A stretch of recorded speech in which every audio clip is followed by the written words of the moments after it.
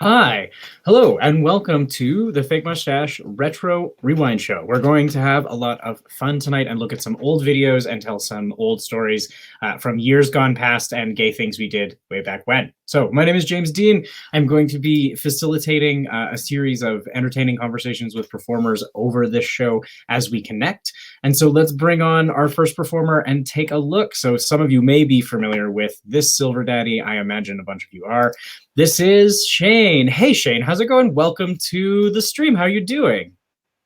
Good, and yourself? Good, good. I'm very much looking forward to this. So why don't you introduce yourself to I know you have avid fans, but why don't you introduce yourself to our audience, and where are you from, and when did you start drag? Absolutely. I am Shane on You, local performer here out of Calgary and area.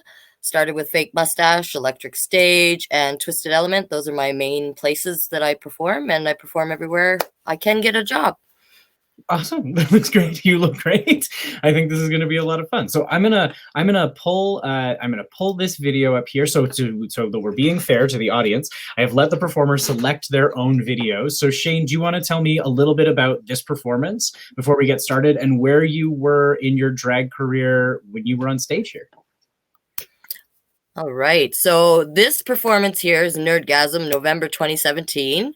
It is actually my first performance. My very, very, very first performance. So it was very painful for me to watch, but interesting in all the same right. So I hope you guys enjoy it. Well, we'll chat while we get into this. I'm gonna start it, and then we'll kind of go from there. So let's like that. There we go. I feel like you get points for the trench coat. I'll be totally honest.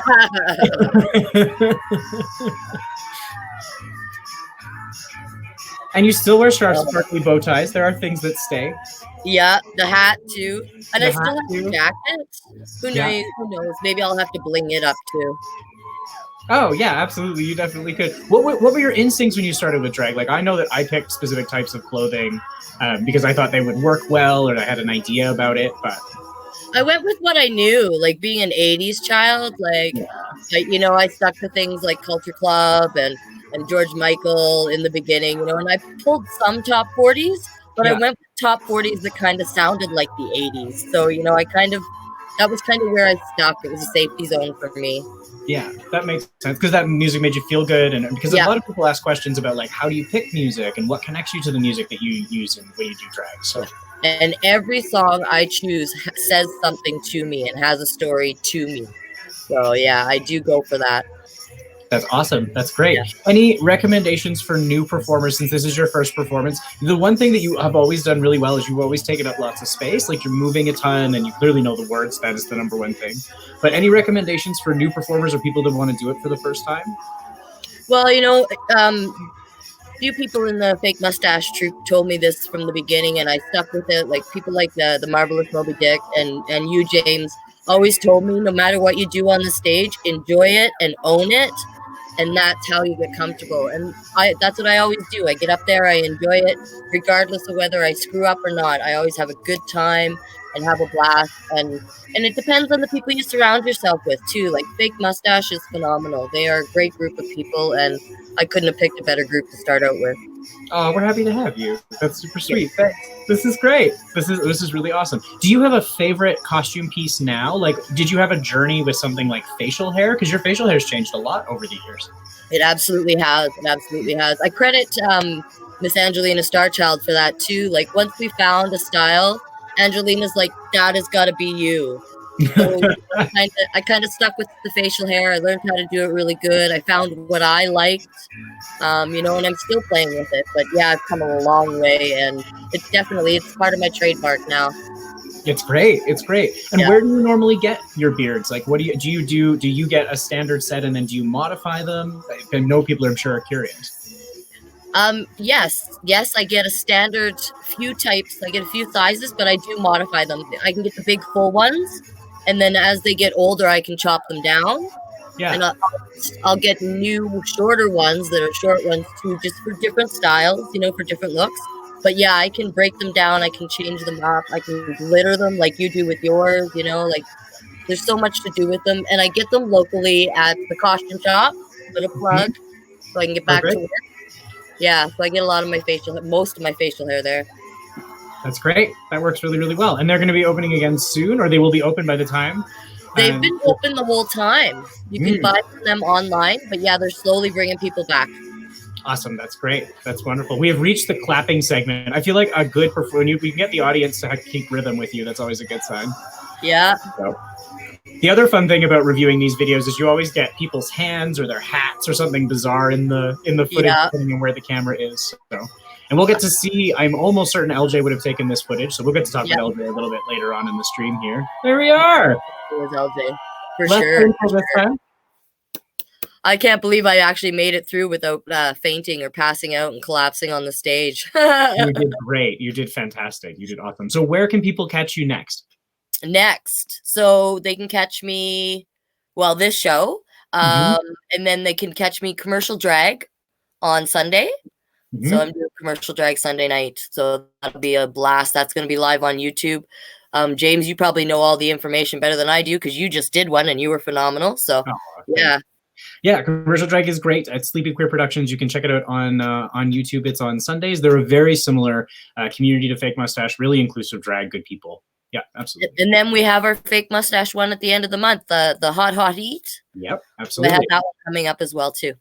Perfect. Awesome. Thank you so much, Shane. If people want to get a hold of you, we have your Instagram handle up here, as well as your tipping information. You will, if you are at a drag show happening online the next little while, you will likely see Shane. Thank you very much, my friend, for popping in and doing some video share with us. We appreciate it. Love you much. Peace out. Okay. Thank you. All right, now we are going to go on to a performer that I've had the privilege to work with for a number of years over time. Nyx, welcome to the stream. How are you doing? I'm pretty excellent. How about yourself? I feel pretty good. Now, I'm going to pull this. Why don't you talk a little bit about when did you start drag and what got you into it? I started in 2015 doing drag, and I was brought in by a really good friend who still performs with Fake Mustache as well, Butch Squeeze. And I was brought in by them because at the time they had dragged me into volunteering with Mosaic, which was the youth group that Fake Mustache predominantly funded at the time. So they dragged me in to volunteer with the kids, and then were like, hey, you know, this is all funded by a drag show. You should come check that out too. Yeah. Oh, perfect. Well, voluntolding is the best way to make friends. Yeah. So I'm gonna pull this video up and let's talk about it a little bit before you get started. So we have, this is from 2015, the musical show from 2015, and you have gone through a performer name change, which is an interesting thing that happens in drag all the time. So do you want to talk a little bit about what was happening for this performance and that shift? Yeah. So in this number, this was actually, same with Shane, this was actually my first ever performance. So Musical May was my first ever show. This is now my 5th year anniversary doing drag. And when I originally picked the name, I had really liked Knightley as a last name. And the idea was to make it a pun because everyone wants to make it a good pun. So I really liked Dixon Knightley because it really rolled off. It really made for a really good pun. Yeah. But what I didn't realize is, especially when doing group numbers and hanging out with other performers, is a lot of people will call you by your stage name almost exclusively. And I just couldn't get used to answering to Dixon. Fair. So I changed it to something that I was a little bit more likely to actually remember that people were talking to me, as well as something a little bit more androgynous, because now I use it for both drag and burlesque performances. Yes, and we will, I'll get this video started, but let's talk about that because and I know we're going to have some other people touch on that in the context of this show, and those communities have really always been connected. So let's get this thing going. You ready? Yep. Here we go. So this is from the Buffy musical. It was, yeah. So with Musical May, I wanted to pick something that I was going to be comfortable doing. And I've been doing cosplay for about 3 times as long as I've done drag, so it's always made it really easy for me to do characters. That makes sense. So I've always really leaned toward character costumes, especially in my drag, because I find that it makes it more interesting. Definitely. And talk about that. Did you find cosplay or drag first, or did they come at the same time? Cosplay first. I've been doing cosplay since 2007. Oh, okay, Give or that's take, great. yeah. So cosplay quite a bit longer, but drag also helped me move in. It helped me expand my characters a lot Yeah. because what I predominantly expect is female characters, but drag kind of helped me expand into more masculine looks and more Oh, that's interesting interesting. characterization. They like go in opposite directions, sort of. Yeah. That's really cool. That's really awesome. What is have you ever had a moment where like something solidified in your character that led you in a new creative direction? Because from the beginning, there's so many different avenues you can take. I think it was when I did Let It Go. I did Let It Go. I did the masculine version, and the look for that character kind of involved a lot more bright colors and glitter in the makeup. So that was more the first time that I got to use more eyeshadow in my look instead of just the masculine contouring. And I was like, and it was kind of this moment of, I really like being able to mix this. That's great. And talk about that a little bit, because drag has evolved even from 2015, from what we're watching now, right? The opportunities for even just expanded creativity in terms of makeup, regardless of identity or like specific character, has expanded so much. Yeah, well, and when I first started doing drag, the expectation, my personal thought was like, I'm a drag king. I have to present as masculine as possible. So it was all about like a lot of the facial hair. And I did used to wear like the little fake hair beard that I'd stipple and do all the fake hair and things like that. And then the more I kind of got into it and the more I built a personal character, I realized that my character was not that binary. Because I had again started doing burlesque as well, and to do that I was doing very hyper femme. So kind of finding that in between for my actual character. That's great. And you know what? I think that's really important, right? I mean, if we're going to play with gender, I never fully understood in the early days why there was this stark separation between the two things. I think drag has become more expressive and more interesting, but the explicit permission for that has been recent. It's very cool. Yeah. And I mean, especially like I hadn't even heard of a drag monarch until like what, 2 or 3 years ago? Yeah. When all first started? Yeah, and I think that's a really interesting expansion in terms of what that can possibly mean. I love Monarch as an option, so yeah, that's fantastic. I think it's been really cool. Your recommendation for people that want to get started for the first time, or actually, let's do this a little differently. What would your recommendation be for someone who is stuck in their character and wants to try something different? Yeah. I think my first thing, again, what really helped me was the impersonation shows and the musical shows, because they really gave you a chance to step outside of what you did normally as a character. Because you're not being your normal character, you're being an entirely different and or new person.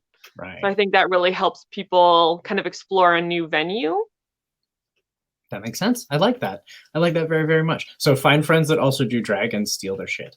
Yeah, pretty much. And I mean, if you have queer friends, chances are they have shit you can steal. Yeah, that's fantastic and very true. Awesome. Well, thank you so much. Where can we catch you next time that you are performing? I think my next performance will probably be whenever Fake Mustache ends up doing the Heroes and Villains show. Okay, cool. June. So we'll make that happen. Hopefully. Hopefully that's the next thing I have like planned on my docket anyway. Okay, awesome. And we put your Instagram up here, so if you want to follow Nyx, go for it. And takeaway, you can always change your drag name. But yes, you will get called by your drag name. That is worth thinking about. So that's fair. That's awesome. Thank you so much. We appreciate it. Have a great night otherwise. Bye. Bye. Alrighty. So we're going to go way back because we have been working together as performers for a long time, me and this next performer. And let's bring Dr. Jones into the stream here too. Hey, Dr. Jones, how's it going? How are you? It's going all right.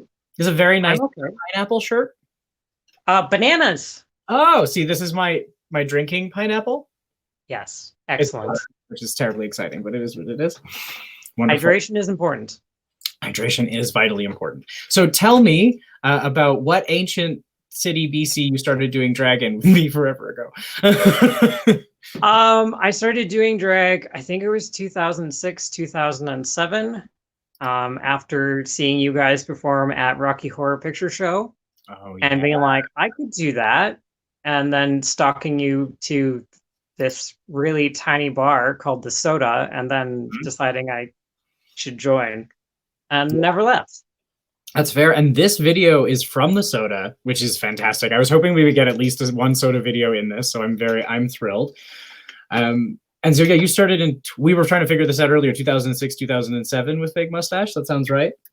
I think so. Yeah, that sounds about right. Okay, awesome. So what is about to, and I realized when I was looking at this video that I'm incidentally in it, so thank you for that. Yes. So what is happening? So we may want to explain this a little bit. So this is classified as the late show, because at the time we had an early show and a late show. Do you want to talk about that a little bit? Yeah, because back in the day, we used to have an early show that was open for all ages, and then a late show that was 18 plus, so that a lot of, for the early show, you had to make sure there was nothing too raunchy, just because you didn't know what kids are actually going to show up. So, and then in a late show, you could do whatever. Yeah. This was actually the first amateur competition too. That's true. It is. Yes. This was the first amateur competition. All right. Well, let's put this up, and let's. And this is the Big Pants Dance, correct? Yes, this is my infamous Big Pants Dance. So let's pop this up. This is good. And the Soda there was no stage, so we were on the floor. Yeah. And there used to be a DJ booth on the floor, but it didn't get built until a couple of years after this. So we will actually see a second Soda video with a different layout in the show as well. Yeah, and I'm pretty sure the person who is filming is sitting on the stairs. Yes, definitely sitting on the stairs. Oh, look at you. You're so young. I'm so young. I'm very young. I'm very young. In this video, it's just hilarious. This is probably, what, 2008? This is 2 or 3 years before I'm well into my transition. This is early on. So I'm just out of high school in this video. Yeah. Yeah. Yeah, this is back when I was super into swing dancing. So that's kind of... Yeah, do you want to talk about that? You did professional swing dancing for a number of years when we met. Well, it wasn't professional. I would just go, there were like, you could go take lessons and then there'd be a social dance afterwards. And so I did that for like 5 years. And it started before drag. So my first number, which is not this number, was also a swing number. So I ended up being like, why not use what I knew for drag? This is great, and you're a fiber artist on top of that. Like you have a kind of a multi-layered artistic career. Has drag had an influence on your other parts of your creativity over time?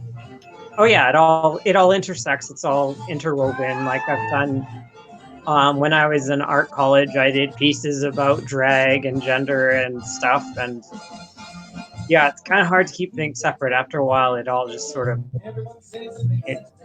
interacts together. That's fair. What do you think is the biggest change you've seen in the drag community over the last, and I can say this earnestly, decade? Yeah. There's definitely been a rise in, like, you guys were talking about this before, about the drag monarchs and the more like gender queerness, and that's definitely been a big thing, which has been awesome. I think it allows people to have so much more artistic freedom to, explore gender and explore who they are in different ways of performing. And also the makeup has changed so much. Yes. Like, I'm probably not wearing makeup in that number. Yeah, it was very different back then, right? Yeah. Yeah, you would just like eyeliner on a beard and you were good to go. And now it's like contouring, and I put eyeshadow on and, glitter, and so much more effort, but it looks so much better. So it does. Well, and the interesting thing too is that, like, at this point, YouTube and Facebook would have been in their infancy, and so there just weren't images of shows going up online. No drag performers didn't have Instagrams with their makeup tutorials. It was just very different, and so you performed in what you showed up in, and that's how it went. It was fun that way. And I will say there's something that changed about that. More people have access to drag, and that's amazing. Yeah. Man, we had some fun though. It was sort of like the little hole in the universe. It was just ours. Yeah. Yeah. Yeah, it's so much easier to find nowadays. It took me like a year to find you guys when I started.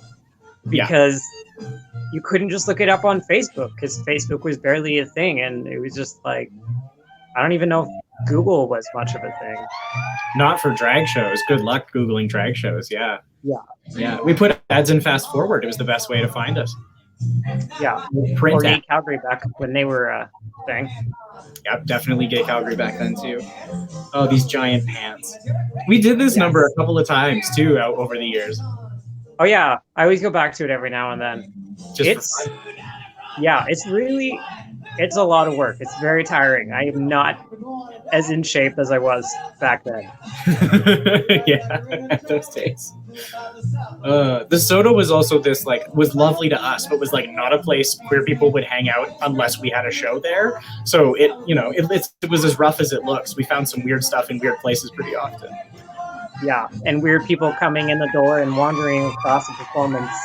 Yeah, we started charging for the shows so we could put a bouncer at the door to prevent problems, and that was sort of how it started. And then we started making money and thought, like, so we have to do something with this money. Yeah. There it is. Oh, there we go. Oh no. That's it. Oh. All right, let me pop you up here. There we go.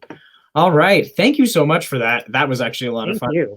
Can you let people know who the artist for that song was if they want to check it out? It's a unique piece of music. I think it's Lee Presson and the Nails. I randomly found it at the library. That's great. That's awesome. Yeah. Cool. Awesome. Fantastic. Okay, so do you have any recommendations for people getting started in drag, or references that you used or things you remember when you're getting ready that you think other people should know? Just have a lot of fun with it. Find a piece of music that you really connect to. And yeah, everyone is scared. Everyone, like, I still get scared. So like, that's normal. But try to remember to have fun. Awesome. Perfect. Thanks. I really appreciate it, my friend. Thank you so much for joining us Thank you. Showing videos of us as children. Oh, yes. Speaking of which, we're going to go on to another one, but thank you, Dr. Jones. I appreciate it. Is there anywhere you are going to be creatively or on video or in your house in the next little while you want us to know about? I don't know yet. So, yeah. Totally fair. Well, maybe we'll pull you into another retro show. There's enough content. We can certainly make that work. We have several thousand videos. Yes. Several thousand videos. Yes, that's true. Okay, wonderful. Thank you so much. It's been great to talk to you. Thank you. Okay, all right. So we're going to bring in a performer whom I very specifically remember the first time that this performer performed with us at an amateur competition. Do you remember? I do remember. Oh God, I was so scared that day. Yeah. You want to talk a little bit about, because we're gonna go into this number in a second. Do you want to talk a little bit about, you have two identities as a performer that have evolved over time. So from when you started to now, you want to talk a little bit about that, and we'll get this video connected for you. Sure, yeah. So I started out as Howie, Felter Snatch, as in drag, and this number actually that we're about to see actually really inspired me to go more into burlesque. So yeah. Great. Yeah. I don't want to give it away, so I've like both of us know what's about to happen. So do we want to, let's just play this thing and see how it goes? Sure. Yeah. Hang on a second. Let's make that bigger, as it should be. Do you want to talk a little bit about how you and Eva met? Because you've had several creative relationships on and off stage since kind of the beginning of this time. So that's kind of new for people. So actually, like that year that I made this number, 2013 was it? 2013. Yeah. That was the year that I actually went to Vancouver for the first time with you guys. And then, yeah.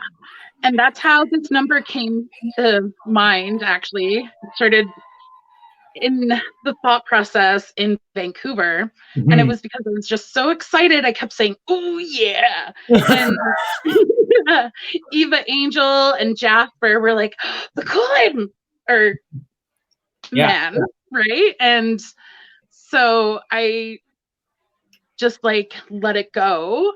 But then it just like burst into this friendship with Eva Angel and Dr. Jones. And just like now we're just all best friends. That's So- amazing. That's fantastic. Yeah. I'm going to volume up a teeny tiny bit here because I think that it's a beautiful piece of music. So this is Eva Angel, who's one of our first choreographers, and who, of course, is a dance instructor and works with Momo now, which is amazing. So that's great. That's great. So what drove you into this place where you started experimenting with drag and burlesque? Because you started in a masculine drag place, and then that evolved for you over time. Do you want to talk about that a little bit? I did, yeah. So it was like very masculine, but I also still had like some bits of femininity in my drag at some times. Like, and I wanted to explore some more, but I didn't quite know how. So I ended up joining Burlesque Burn to actually better the drag because I wanted to move more on the stage, and I didn't know how to do that because I don't have a dance background or acting or anything. So I was like, oh, Burlesque Burn. Yeah. So I joined that, and it definitely helped me, but it just escalated to burlesque. I like that. I like that very much. Well, I think sometimes you do find identity by just trying different things, character development being similar. Yeah, exactly. And I think also, like, my character... Now I can't. We have to... yes. My characters, like, change per number, too. Yeah. So, I could be funny, like this. Like this? Or I could be, like, super serious and make someone cry. That's true. You have some very, really beautiful pieces that I know you've spent a lot of time and emotional energy on. Oh my god! So, do you want to explain to the viewers what an Oscar show is in terms of Fake Mustache? Because this might already be confusing them, but I feel like maybe we should elucidate a little bit. Yeah. So, an Oscar show is kind of like the Oscars, but drag and burlesque related, and we each have different categories that you could join, and I joined the most random category for this one, which I think is fitting. Yeah. I remember when I signed up for this one, I didn't want people to know that I was going to be bursting through Eva's number, so I just put her name. I didn't put my own at all. And yeah. It was great. This was the year that the most random, because most random was a category I put into the show just as a catch-all for people who wanted to perform but didn't want to perform in a category, like because it was softy mostly, and it was just an easy thing. And then people took it literally. Where they were like, most random. And then this happened, and I've never been sad about the happy accident that is the most random category becoming just like anything could happen every year. It's wild.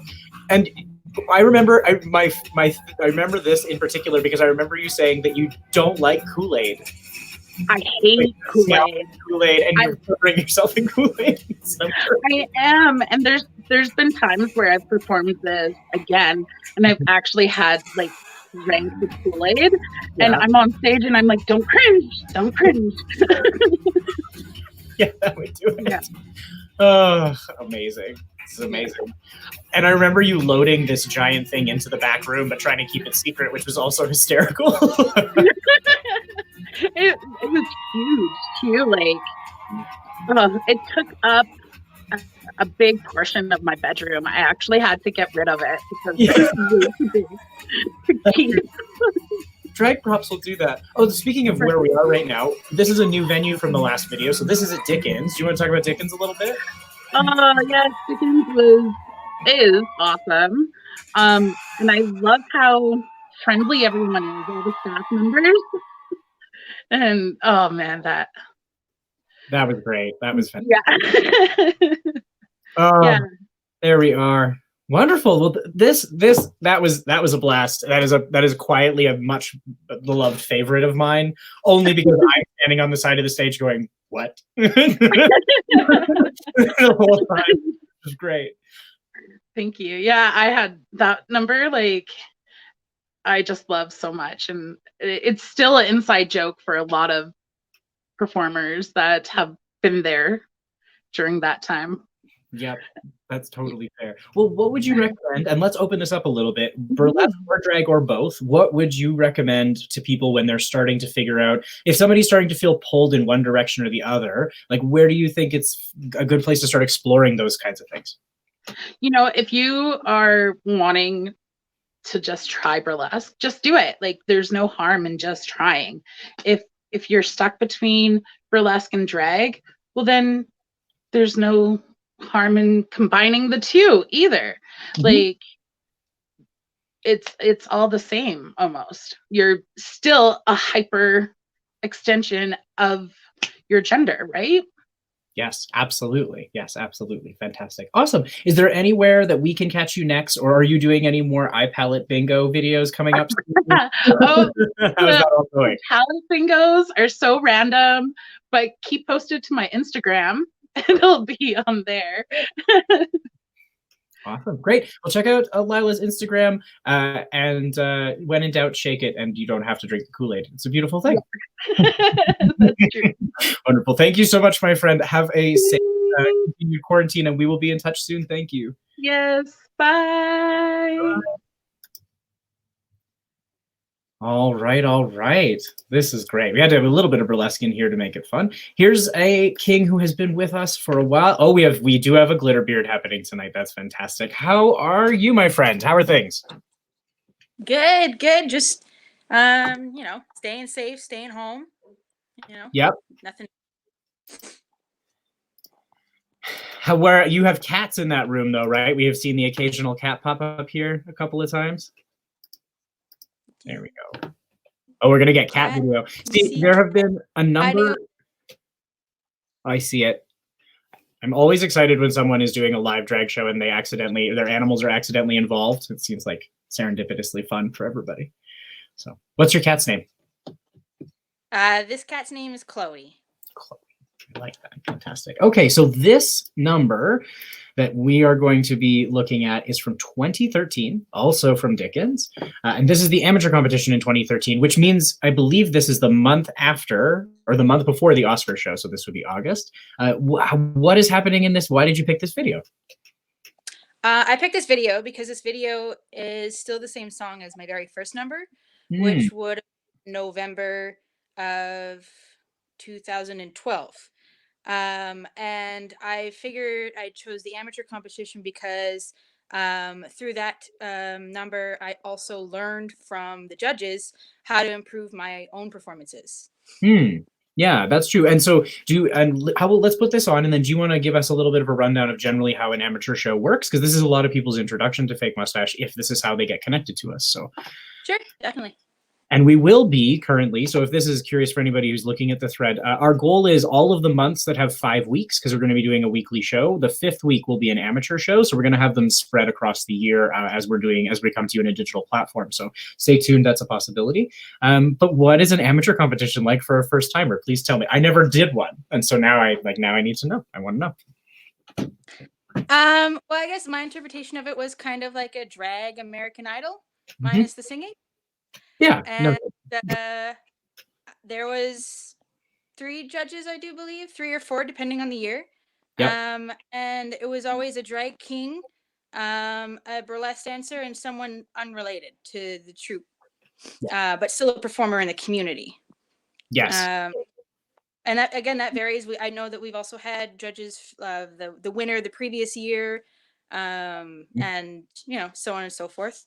And they watch all the amateurs that enter the competition. And at the end of every number, they used to, I haven't been to one for a while, so I'm not sure if it's changed, but they used to give you little tips and hints on things that they could do for costuming. How are your words and your lyrics and your presence on stage and your energy level, the props you used, and just to better yourself as a performer.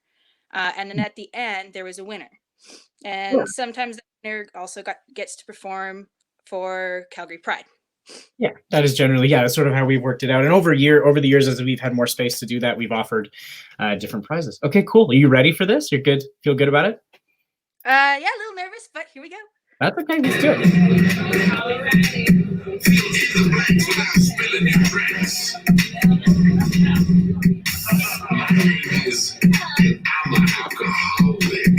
we go. You've got the solid bass. You get the solid bar bass coming through here. Definitely a party rock song for sure. Yeah. This is great. So what is the thing that leads you to pick music for drag? Is it a feeling? Is it a type of music? Where does that line up for you? Definitely feeling or message, or like well, feeling or energy. There's usually a message behind it, whether it's self or to someone else, or owning my emotions in some way, um, or just to bring the audience up a little bit, to advocate for something. Those are usually the main reasons as to why I choose a number. That makes sense. That's great. Well, and it makes sense to kind of to take people on a ride, right? Depending on where you want them to go with this. And this one involves a bunch of shots, which is there was a drag era where there was a lot of shots on stage all the time, and I definitely remember that, which is fun. Yep. And you've got rainbow hair in this video. Is how when did you start dyeing your hair? After probably right after I saw you guys at Pride, which would have been the previous year. That makes sense. Yeah, that makes perfect sense. This is great. This is awesome. So you've been with us now for we're going on 7 years, right? Is that correct? That sounds about right from 2013. Sounds about right. 12, Yeah, that's really good. 8 years, I think, coming up November. Yeah, 8 years. That's significant. What do you think has been the biggest growth in your character over that time? If you could pick it, what do you think it would be? Focus. I feel this number in particular, it's all over the place. If you don't know the lyrics, half the time you have no idea what I'm doing. Right. So I definitely focused more on like what is my number saying to the audience. Like what is the reason for the number? And then from there, I just tried to expand on it and connecting it to the song. And I'm also I hear a lot people say that my numbers are music video style. If that makes sense. Who is this? Do you remember this handsome stranger? Oh my god. I think so. Yeah. I can barely see I think so. I think so. Oh, my heart.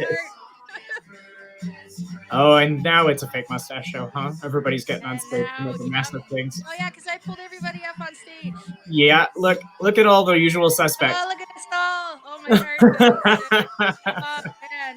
Oh man. See, this is the fun part. There's something spontaneous about just like there's Dev sneaking in on the side there early on. Very nice. Woo. Oh man. Improv splash dancing. Yep, pretty much. That sounds about right. Yeah, there is something about having both sides of the stage accessible that's convenient, and then this kind of stuff can happen, but also, this is great. Yeah. And I'm pretty sure I was pretty proud of myself when I found shorts that matched color-wise for exactly to that LMFAO shirt. Yeah, that's great. Oh, that's awesome. Fantastic. That was a lot of fun. Thank you so much. Oh, that was a blast. So what would, so I mean, some of the things that are emerging here are sort of like drag is very much a family. It's sort of about doing this kind of stuff together. So if people are looking for a way to start getting involved or start getting involved in performance, what would your recommendation for them be? My recommendation, if you want to start, catch as many shows as you can and different types of shows so you can see variety. And then talk to the performers. Talk to those performers and hear their story. Where did they start? Where can you start? Maybe they have tips or tricks, makeup, outfit, choreography wise. If you're having trouble getting started yourself, they'd be more than welcome to help you out. Awesome. That's fantastic. I have something really special though. When you mentioned fast forward, it reminded me of. Look at that piece of ancient propaganda. My God, that's in Dickens too. That's shot down in Dickens. I don't know if you can see it with the glare. Yeah. Oh, it's signed. There we go. Nice. It's autographed. I was that nerdy with you guys. Hey, that's all good. It's family. It's for fun. That's amazing. I am collecting, and if anybody is curious out in the internet world, we are collecting scrapbook material and old articles. So if you come across old stuff or you have pieces, starting an archiving project, and so I think it'd be great to get all of that stuff together. So awesome. The other pages are so you can have this. Okay, fair. Any recommendations outside of that, or anywhere we can catch you performing in the next little while? Virtually, I'm not sure. I'm a little limited on software. But when things do open up, I do casually perform at Twisted. I perform, if not volunteer, every month or more than once a month with Fake Mustache. And I've started to perform at Johnny 5 on 17th Ave through the Electric Stage's cousin, Carl Shine. Okay, awesome. I like that. Perfect. Thank you so much. Thanks for joining us and showing off you're all very brave to show your first performance, I have to say. Like that's a whole other thing. All right. That's good. Well, take care, my friend. Take care in isolation, and we will be in touch. We'll talk soon. Definitely. Love you. Okay, wonderful. All right. Hopefully everybody's having a little bit of fun. We wanted to put this show together to give us an opportunity to kind of shoot the shit and talk about drag stories, because drag is fundamentally a community, and these conversations are things that happen backstage, but in a virtual format. This is a great opportunity for us to connect with you in a different way, and you get to know us in a little bit of a different way. So speaking of people who have known me for entirely too long, because nothing is sacred anymore in a beautiful way, we're the oldest. We get to be the oldest in this run. For those of you who have not had the opportunity to see LJ perform recently, both because of pandemic and also because LJ is our illustrious camera person at all times at the shows, especially in the last little while, and maintains our YouTube. So LJ and Nils, welcome to the chat, and thank you for keeping us on camera as often as possible. Hello, everybody. Hi. How are you feeling? You look great, just like your casual Thursday night best. You know, I wanted to look extra nice for everybody tonight. Wonderful. That's fantastic. So tell me a little bit about the video that I'm going to pull up here. So this is Dr. Jones had our oldest video. This is getting close. This is 2018. Well, of all of the videos that we've had, this was one of the very first ones that I could find of me that I didn't cringe at, because I've got a lot of videos that I'm not able to watch it all, but this one I watched it and went, okay, I'm not cringing, so we'll go with that. Great. And I did my makeup so you could actually see it, because in this video it's so dark. It's so dark you won't be able to really see this. So I feel like you should break down your outfit, because I remember the first time you wore this outfit to a drag show. It was the first time I had ever seen a chest plate sewn into a spandex onesie, which is still an LJ special. This is fucking high drag for 2010 when we were doing it. Thank you. So yeah. super jazz. And you can see Christine the lovely Cherry Pintrix, our illustrious long-running co-MC for the show, is just peeking out her frame here. And you'll notice from 2008 to 2010, the DJ, so DJ Hot Pants, who is still DJs with us today, is in the back here. DJ Hot Pants likes to dance during people's numbers, so there's lots of and sing along, and do hand gestures and whatever moves him at the time. So this is some classic rock. Tell us a little bit about your song selection, because you are famous for being the king of cheese because of your love of 80s and hair metal work. So talk to me about that. Well, it was just a song I wanted to do, because I had done this originally at Money Pennies for a show that we had done there, and I really wanted to just bring it out again. But at the Soda, because our backstage was so tiny, and a lot of times I wanted to try and keep stuff hidden. So I would start at the very, very back and work my way forward to surprise everybody. So yeah, I'm a little bit skinnier there. This is about a year and a bit after I had Coda. So I mean, you gave birth. I feel like you were our first pregnant Santa at a drag show, because you were going to have a kid in March of that year. Yes. So yeah, I've been back doing drag since May that year. So this is a few months after I came back. So yeah, and I want to point out all of the chest contouring is actually hair. that's Yes. like thrown on. It actually came from this wig, actually.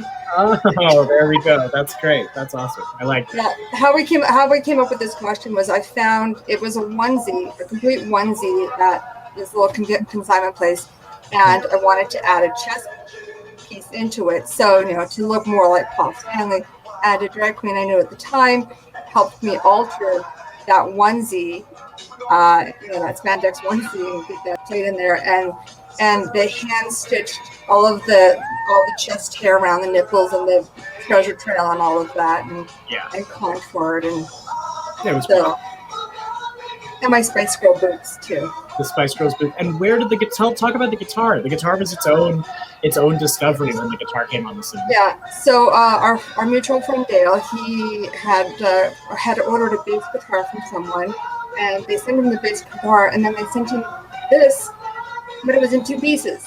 It was the neck and the body of it. Oh. And Dale's like, I don't know what to do with this. So he gave it to me. I went and got it assembled, got it stringed. It doesn't work. It's not a working guitar. It's just a practical prop. So that thing has been banged around so much. People are like, oh, like, no, it's fine. It doesn't work. It's fine. Yeah. It is the only weapon that's ever with us on a road trip most of the time. Yeah, but it just adds a little extra something. You can air guitar on a real guitar. And the first time I got to do air guitar on a real guitar was when we did Annie Sprinkle's wedding. Yeah, where we did Somebody to Love, the Queen. I remember. So, and my lovely packer too. I don't think I had my crocheted packer at that point, but yes, because you crochet your dicks now, right? At the time. No, I got Daisy to make me that. Oh, you got somebody to see, because at the time when we started doing drag, about 50% of the time, correct me if I'm wrong, you were using stuffed animals. Yeah. And I was using soccer songs. I had a little frog that I used, and Cherry actually used it as well. So the frog got around. That's awesome. But it was I think JJ's in there, and I think that is awesome. Yeah. Troy would have been at the door at this show probably. Yeah. Yeah, Troy has a baby now. Yeah, I know. Oh. Everybody's growing up now. Except us. We're still doing this. I love it. But yeah, the soda was a great little venue. It was it wasn't there wasn't a lot of light, so you can't really see my makeup. There wasn't. We used to take the gel filters out of the lights so that we would have enough light to have a show. Remember? We would sneak the cellophane out of the light and just replace it at the end of the show. Yeah. Crazy. There we go. Awesome. Wonderful. Wonderful. That was 2010. Yes. 2010. Now, there's a few of us still on the back end of the stream. Once we're done chatting here, I'm going to put up an old group number video, and you're all welcome to join me. So I'll pop you all in, and we can close this off with a group chat. But I want to put LJ's info up here if you would like to send tips. So you have been doing drag longer than I have. Do you want to talk a little bit about when you started before Facebook? Sure. Yeah, I went to a drag show, and the MC at the beginning of the show said, hey, if anybody is interested in trying this, come see me after the show, and we'll hook you up with one of the queens. And I was with my cousin at the time, and I said to her, I'm like, hey, have you ever heard of a drag king before? And she's like, no, I've never heard of a drag king before. I'm like, ooh, maybe I could be the first one. So after the show, I went and talked to the MC, and they hooked me up with what would all be my drag mom, who I actually saw at our last show back in February. Really? And yes. Yeah. Mahogany Beige was her name. It's not that anymore. But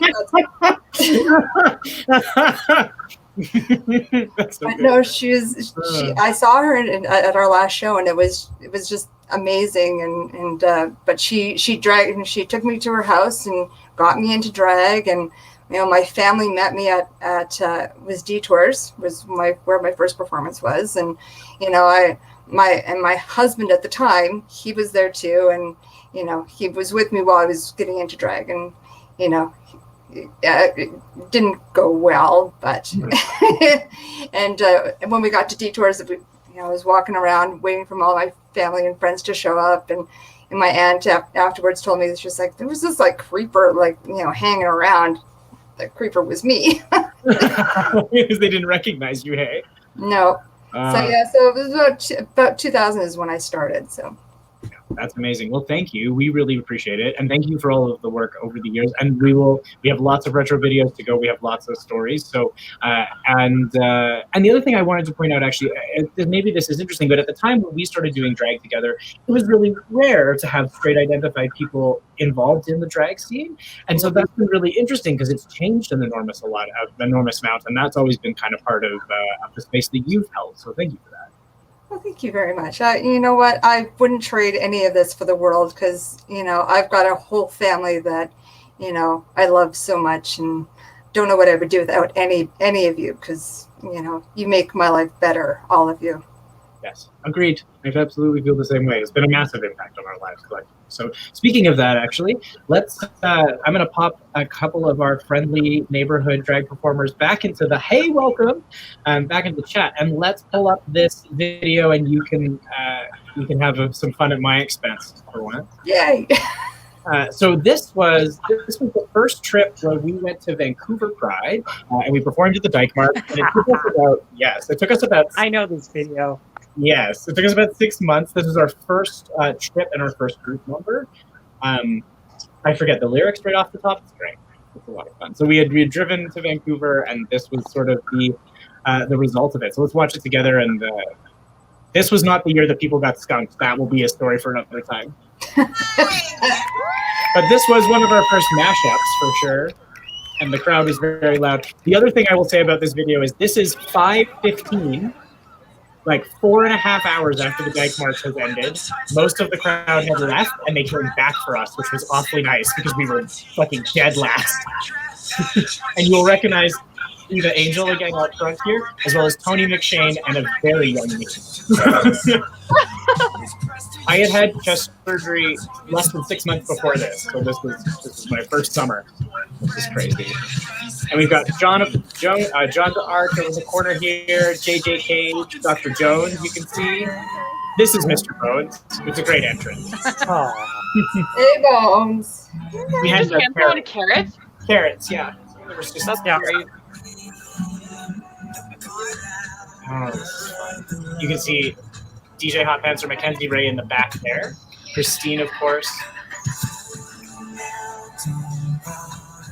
Yes. Yeah. This was a lot of fun. It was way too warm. This shirt is from that trip. How was it coordinating that many people when you guys had never done it before? It was a nightmare. I have video of those rehearsals. Now, and there's a really weird mix, right? Some of the people in this video have, like a lot of drag troops, have dance experience. Most of us didn't. I mean, you'll notice, like, we're doing step touch, and moving through it. This felt so fast when we were learning it. It was like breakneck speed at the time. And Dr. Jones, jump in. You were here for this whole process too. Yep. Yeah. In fact, there you are. Eva helped us a lot at the beginning. Massively, yes. Yeah, having a choreographer as part of the team who could like take our brain ideas and turn them into movement made an enormous difference. Trying to teach us all the body roll was fucking hysterical. Especially you. Oh, especially me. I couldn't dance. Trying to get you to move your hips at all was hilarious. I had to transition first. It was fun though. It was a good trip. Oh, Cherry. We were all horrifically sunburned. We were so sunburned. It's like we had never seen the mountains before. We had a great time though. It's like rule number 1 of going to Vancouver is pack sunscreen. See if like we did. Like a number thing. You know, and we had a really interesting discussion about the Grease Lightning section of this number because we were having this conversation about, like, as drag performers, were we all each other's backup dancers or who was leading what section? And we had a debate about, like, classic drag songs like this versus new music and what we wanted to be. And it was the first time we talked about a group cohesion or a theme, which is probably why we ended up with a mashup because then we didn't have to pick. Although learning this rap section almost killed me, I'll be honest. It's the most advanced dancing I've done in my adult life at that point.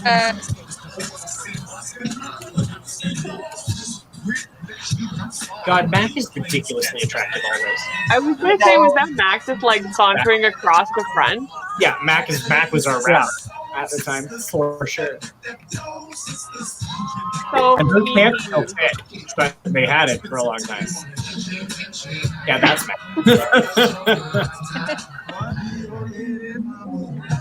Yeah. I was really proud of this jungle choreography because we finally got the like jerking to happen all at once, which just involved us laying on the hardwood in the dance studio, yelling at each other for what felt like days. Yelling bum bum over and over again. Over and over and over. But then we never had to think about it again, but it became such a strong muscle memory. Until we had to do it again. So we had to do it. My rule of thumb for group numbers is always the rehearsal you do before the actual performance has to be bad. It's like it can't go well because we rehearsed between a couple of parked cars down a hill before we got down here. We waited for 5 hours, so it was crazy. Oh, yeah. I remember that too. Some injuries, yeah. We dealt with some injuries on the knee there. It was fun though. What was the worst injury that's ever happened to someone on a trip? Howie. Howie. Lila's ACL broke on stage at Edmonton Pride, and we duct taped beer around her knee and took her to the hospital in full drag in the middle of the day. It was crazy. But you know what was amazing? Everyone who was around her in the choreography stopped, picked her up, carried her off stage, went back on, and continued. It was like the most well-rehearsed thing I'd ever seen. But man, it was a day. Yeah, not an easy video to watch either. No, there's no video. I'd imagine not. I love how intense everyone is, and then the costume changes. There are like several quick costume changes that we just like made happen. Pretty sure I just take my shirt off. That solves everything. Yeah, we just wear like 5 shirts. Oh, we traded. Everybody traded outfits. That's how we did it. We made everybody swap, and then we went. It was crazy because Kian is absolutely wearing the shirt I was wearing at the beginning of the video. I mean, that makes for a good look, but also that's great. Yeah. That jump, I remember trying to do that jump. Eva hit Mac in the face twice in rehearsal doing that jump. Oh, we've had so many injuries during rehearsals between faces and foots and hands and. And there we are in all of our glory. Babies. Babies everywhere. Babies everywhere. Well, I want to thank all of you. I thought this would be a lot of fun for us to get together and reminisce and look at our old stuff, and especially to encourage new and young performers to take the opportunity to get out on stage and not worry so much about it. It's about doing it. So, any last words from any of you before we head out? Here. I just love being on stage. Like I miss being on stage, so this is just another great way to, show, our progression through our career, because I never expected to be doing this still, but you know what? I love it. And I will keep doing it until I can't anymore. Yeah, I feel the same way. I think, and I mean, we just talked about a bunch of injuries. I think the other thing that has emerged for me is like protecting each other, right? And like learning choreography and finding ways for this to be a long-term thing, because drag should be something that people can do for their whole lives. Like, we have more stories to tell that way, for sure. So, but next, Dr. Jones, King, anybody want to pop in 2 cents you want to leave us with? Yeah, I mean, if anyone's looking to get into drag, getting a start, I'm back to work at the costume shop as of Thursday. We're back open, and I love when new people come in, because everyone's coming in being like, they're always so quiet about it, like, oh, I'm like starting to do drag, and I'm like, guess what? Guess how many drag performers work here that you can talk to right now? Yeah, exactly. And it's always so great, and I love when young people come in being like, this is gonna be my first time doing it, I'm so excited, and I'm like, let me tell you a thing about where you can go. Mm-hmm. Awesome. Perfect. And that's really helpful because there's always the question about like, where do you get the supplies and how does that come to you? And you're doing curbside pickup. So if people want to start doing drag in their bedrooms, they can make that. Absolutely. They're doing online orders. Everything we have available in store is online available to view. And again, I think they're going to be opening for 1 to 2 people at a time in the store. Hopefully it's going to be where we're looking at. So perfect. You can always come talk to us. What's the website or the phone number if people want to get It's The Costume Shop, and it's shoppe.com. Okay, I'm going to put that up so that people can take a look at it like that, correct? That is correct. Okay, perfect. So if you, that's not what I wanted. CostumeShop.com, go ahead and check that out if you are curious. Dr. Jones, anything in your court you wanna cover before we leave? Don't even try to get rid of the glitter. It's forever. True. Solid advice all around. All right, my friends, it's all up to, yes, there we go. You have the perfect example of it. Get it everywhere. Don't worry about it too much. Perfect. All right. Thank you. I appreciate Drag Family so much. So thank you for spending time doing this with us. Goodbye to the audience. We really appreciate you. Without you, we wouldn't be doing the shows in the same way. And we are trying to be as in touch with you from Fake Mustache as we can. So tune in every Thursday, Monday, Wednesday, Fridays. There are workouts with James Dean at noon, which you can pick up. They're free if you want to. Mo will be opening up a cooking show shortly, and we'll be at you every Thursday with our Cyber Stash show on the 22nd, and then Hot Heat on the 28th. So thank you all. Have a great night. Stay safe. Be queer. Queerer than you are right now. Love you all. Bye, everyone. Bye, everybody. Thank you so much. Bye. Love you all.